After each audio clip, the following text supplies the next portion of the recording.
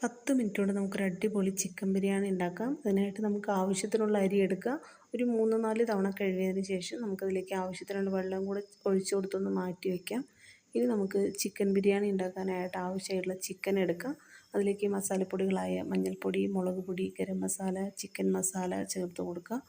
ആവശ്യത്തിനുള്ള ഉപ്പും കൂടെ ചേർത്ത് ഒരല്പം വിനാഗിരി കൂടി ഒഴിച്ചു കൊടുക്കുകയാണെങ്കിൽ നല്ലതാണ്. അപ്പോൾ ഇതെല്ലാം കൂടി ചേർത്ത് നന്നായി ഒന്ന് മിക്സ് ചെയ്യുക. ഈ മിക്സ് ചെയ്തിട്ട് നമുക്കൊരു അരമണിക്കൂറോളം നമുക്ക് ഈ ചിക്കൻ ഒന്ന് മാറ്റി വയ്ക്കാം.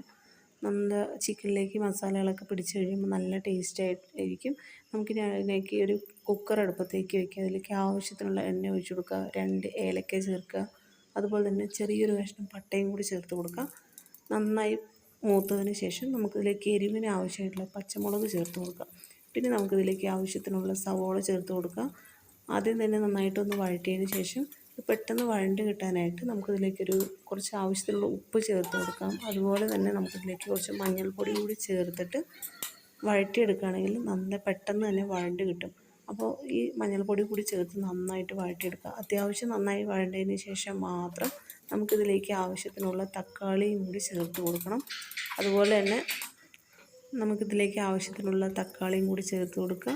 തക്കാളിയും സവോളയും കൂടി നന്നായി വഴറ്റിയെടുക്കുക. അത്യാവശ്യം ഒരു പേസ്റ്റ് പോലെ ചെയ്ത് കൊടുക്കുക. നന്നായിട്ട് വഴണ്ടതിന് ശേഷം നമുക്കിതിലേക്ക് ഇനി ഇഞ്ചി വെളുത്തുള്ളി പേസ്റ്റും കൂടി ഒന്ന് ചേർത്ത് കൊടുക്കണം.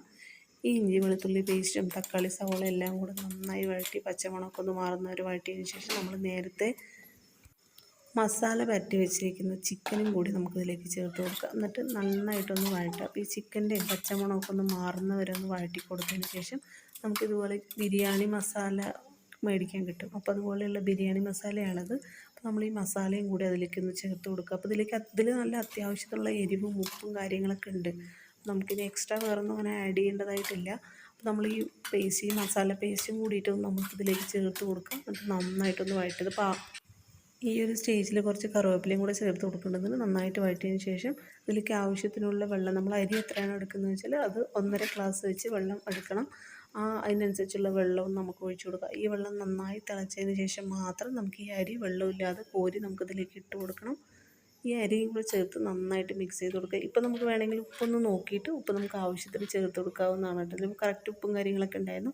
നമുക്ക് ലൈറ്റായിട്ട് ഒരു ലെമൺ ജ്യൂസും കൂടി ഒന്ന് ഒഴിച്ച് കൊടുക്കുക. നന്നായി ഒന്ന് തിളച്ചതിന് ശേഷം നമുക്ക് കുക്കറിൽ 2